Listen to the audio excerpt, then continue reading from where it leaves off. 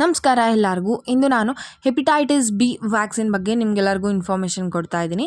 So ಈ ವಿಡಿಯೋದಲ್ಲಿ ನೀವು ಮಗುವಿಗೆ ವ್ಯಾಕ್ಸಿನ್ ಯಾವಾಗ ಕೊಡಬೇಕು, ಅಂದರೆ ಯಾವ ಏಜಲ್ಲಿ ಕೊಡಬೇಕು, ಮತ್ತು ಈ ವ್ಯಾಕ್ಸಿನ್ಗೆ ಏನಂತ ಕರೀತಾರೆ, ಹೆಪಟೈಟಿಸ್ ಬಿಗೆ ಕಾರಣಗಳೇನು ಮತ್ತು ಅದರ ಲಕ್ಷಣ ಏನು, ಈ ವ್ಯಾಕ್ಸಿನ್ನ ವಿವರ ಅಂದರೆ ಯಾವಾಗ ಕೊಡಬೇಕು, ಡೋಸೇಜ್ ಎಷ್ಟಿರಬೇಕು, ಎಲ್ಲಿಗೆ ಇಂಜೆಕ್ಷನ್ ಮಾಡಬೇಕು ಅಂದ್ಬಿಟ್ಟು ಇನ್ಫಾರ್ಮೇಷನ್ ಕೊಡ್ತಾ ಇದ್ದೀನಿ.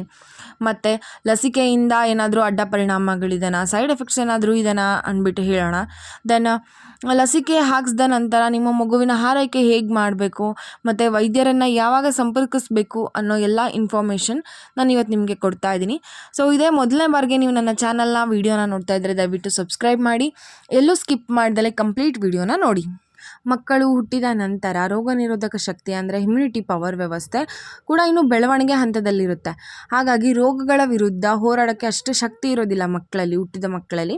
ಆದ್ದರಿಂದ ನಾವೇನು ಮಾಡೋಕ್ಕಾಗುತ್ತೆ, ಆ್ಯಸ್ ಎ ಪೇರೆಂಟ್ ಆಗಿಬಿಟ್ಟು ನಾವೇನು ಮಾಡಬಹುದು ಅಂದರೆ, ಯಾವುದಾದ್ರೂ ರೋಗ ಬರೋದಕ್ಕಿಂತ ಮುಂಚೆನೇ ಅದನ್ನು ತಡೆಯೋಕ್ಕೆ ಕ್ರಮ ಕೈಗೊಳ್ಳಬೇಕಾಗತ್ತೆ. ಅದು ಉತ್ತಮ ಕೂಡ. ಸೊ ಈ ಹೆಪಟೈಟಿಸ್ ಬಿ ರೋಗ ಕೂಡ ಬಹಳ ಬೇಗ ಹರಡೋ ಅಂಥದ್ದು. ಆದ್ದರಿಂದ ನಾವು FB ಲಸಿಕೆ ಅಂದರೆ ಚುಚ್ಚುಮದ್ದು ವ್ಯಾಕ್ಸಿನ್ ಇರುತ್ತಲ್ಲ, ಹೆಪಟೈಟಿಸ್ ಬಿ ವ್ಯಾಕ್ಸಿನ್ನ, ಅದ್ರ ಬಗ್ಗೆ ನಾವು ಮುಂಚೆನೇ ತುಂಬ ಚೆನ್ನಾಗಿ ತಿಳ್ಕೊಳ್ಳೋದು ತುಂಬ ಉತ್ತಮ ಅಂತ ಹೇಳ್ಬೋದು. ಸೊ ಅದ್ರ ಬಗ್ಗೆ ನಾನು ಇವತ್ತು ಸಂಪೂರ್ಣವಾದ ಮಾಹಿತಿ ನಿಮಗೆ ಕೊಡ್ತಾ ಇದ್ದೀನಿ. ಮೊದಲನೇದು ಮಗುವಿಗೆ ಲಸಿಕೆ ಅಂದರೆ ವ್ಯಾಕ್ಸಿನ್ FB. ಇದು ಯಾವಾಗ ಕೊಡಬೇಕು ಮತ್ತು ಏನಕ್ಕೆ ಕೊಡ್ತಾರೆ ಅಂತ ನೋಡೋಣ. ಇದನ್ನ ಯಾವಾಗ ಕೊಡಬೇಕು ಅಂದರೆ ಹುಟ್ಟಿದಾಗ ಮತ್ತು 6ನೇ ವಾರದಲ್ಲಿ ಮತ್ತು 6ನೇ ತಿಂಗಳಲ್ಲಿ ಈ ವ್ಯಾಕ್ಸಿನ್ನ ಕೊಡ್ತಾರೆ. ಯಾವುದಕ್ಕೆ ಕೊಡ್ತಾರೆ FB ವ್ಯಾಕ್ಸಿನ್ ಅಂತ ಅಂದರೆ ಹೆಪಟೈಟಿಸ್ ಬಿಗೆ ಕೊಡ್ತಾರೆ. ಹೆಪಟೈಟಿಸ್ ಬಿಗೆ ಕಾರಣಗಳು ಮತ್ತು ಲಕ್ಷಣಗಳು ಏನೇನು ಅಂತ ನೋಡೋದಾದರೆ, ಹೆಪಟೈಟಿಸ್ ಬಿ ಅನ್ನೋದು ವೈರಲ್ ಸೋಂಕು ರೋಗ ಆಗಿರುತ್ತೆ ಮತ್ತು ಇದು ಲಿವರ್ ಮೇಲೆ ಪರಿಣಾಮ ಬೀಳುತ್ತೆ. ಇದು ಹೆರಿಗೆಯ ಸಮಯದಲ್ಲಿ ತಾಯಿಯಿಂದ ಮಗುವಿಗೆ ಬರಬಹುದು.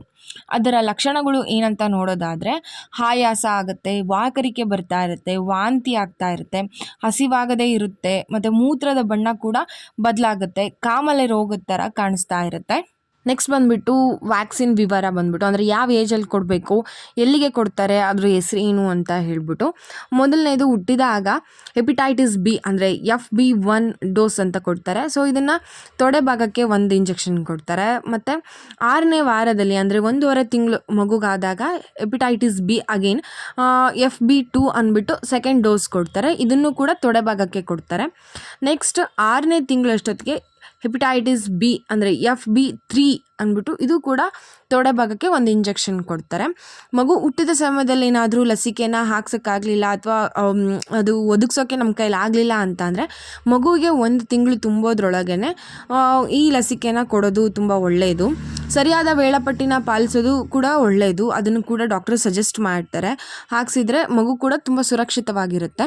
ನೆಕ್ಸ್ಟ್, ಲಸಿಕೆಯಿಂದ ಏನಾದರೂ ಅಡ್ಡ ಪರಿಣಾಮಗಳಿದೆನಾ ಅಂದರೆ ಸೈಡ್ ಎಫೆಕ್ಟ್ಸ್ ಏನಾದರೂ ಇದೆನಾ ನಾವು ವ್ಯಾಕ್ಸಿನ್ ಮಾಡಿಸಿದಾಗ ಮಗುಗೆ ಅಂತ ನೋಡಿದ್ರೆ, ಲಸಿಕೆ ಹಾಕ್ಸಿದ ಭಾಗದಲ್ಲಿ ಸ್ವಲ್ಪ ನೋವು ಆಗ್ತಾ ಇರುತ್ತೆ, ಚರ್ಮ ಕೆಂಪಾಗೋ ಚಾನ್ಸಸ್ ಇರುತ್ತೆ ಮತ್ತು ಅದು ಊದ್ಕೊಳ್ಳೋ ಚಾನ್ಸಸ್ ಕೂಡ ಇರುತ್ತೆ. ಸ್ವಲ್ಪ ಜ್ವರ ಬರ್ಬೋದು ಮತ್ತು ವಾಕರಿಕೆ ಬರ್ಬೋದು ಅಥವಾ ಭೇದಿ ಆಗೋ ಚಾನ್ಸಸ್ ತುಂಬ ಇರುತ್ತೆ. ನೆಕ್ಸ್ಟು ವ್ಯಾಕ್ಸಿನ್ ಹಾಕ್ಸಿದ ಮೇಲೆ ಮಗುವಿನ ಆರೈಕೆ ಹೇಗೆ ಮಾಡೋದು ಅಂತ ನೋಡೋದಾದರೆ, ಈ ವ್ಯಾಕ್ಸಿನ್ ಹಾಕ್ಸಿರ್ತೀವಲ್ಲ ಆ ಜಾಗನ ಸ್ವಲ್ಪ ಸ್ವಚ್ಛವಾಗಿಡಬೇಕಾಗತ್ತೆ. ಒಂದು ವೇಳೆ ನಿಮ್ಮ ಮಗುಗೆ ಏನಾದರೂ ಜ್ವರ ಬಂದಿದ್ದರೆ ಒದ್ದೆ ಬಟ್ಟೆಯಿಂದ ಮಗುವಿನ ದೇಹನೆಲ್ಲ ನಿಧಾನವಾಗಿ ಒರೆಸ್ತಾ ಇರಿ. ಮತ್ತು ವ್ಯಾಕ್ಸಿನ್ ಹಾಕ್ಸಿದ ಭಾಗ ಏನಾದರೂ ನೋವಾಗ್ತಿದ್ರೆ ಆ ಭಾಗನ ನಿಮ್ಮ ಸ್ವಚ್ಛ ಬೆರಳಿನಿಂದ ಮೆತ್ತಗೆ ಒತ್ತುತ್ತಾ ಇರಿ.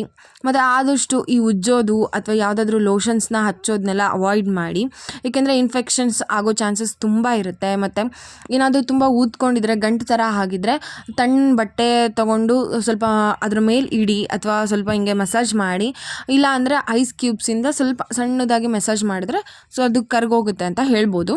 ನೆಕ್ಸ್ಟ್, ಯಾವಾಗ ನಾವು ಡಾಕ್ಟರ್ಸ್ನ ಭೇಟಿ ಮಾಡಬೇಕು, ಕನ್ಸಲ್ಟ್ ಮಾಡಬೇಕು ಅಂತ ಅಂದರೆ, ಏನಾದರೂ ವ್ಯಾಕ್ಸಿನ್ ಹಾಕ್ಸಿರ್ತೀವಲ್ಲ ಆ ಜಾಗದಲ್ಲಿ ನಿರಂತರವಾಗಿ ತುರಿಕೆ ಇದ್ದರೆ ಅಥವಾ ವಿಪರೀತ ಸೆಳೆತಾ ಇದ್ದರೆ, ಸಿಡಿತಾ ಇದ್ದರೆ, ಮಗು ತುಂಬ ಏನಾದರೂ ಕಿರಿಕಿರಿ ಮಾಡ್ತಾ ಇದ್ದರೆ ಆವಾಗ ಡಾಕ್ಟ್ರನ್ನ ಕನ್ಸಲ್ಟ್ ಮಾಡೋದು ಒಳ್ಳೆಯದು.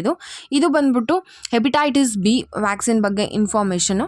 ಈ ಮಾಹಿತಿ ಎಲ್ಲರಿಗೂ ಉಪಯೋಗ ಆಗುತ್ತೆ ಅನ್ಕೊತೀನಿ. ಧನ್ಯವಾದಗಳು. ಜೈ ಶ್ರೀರಾಮ್.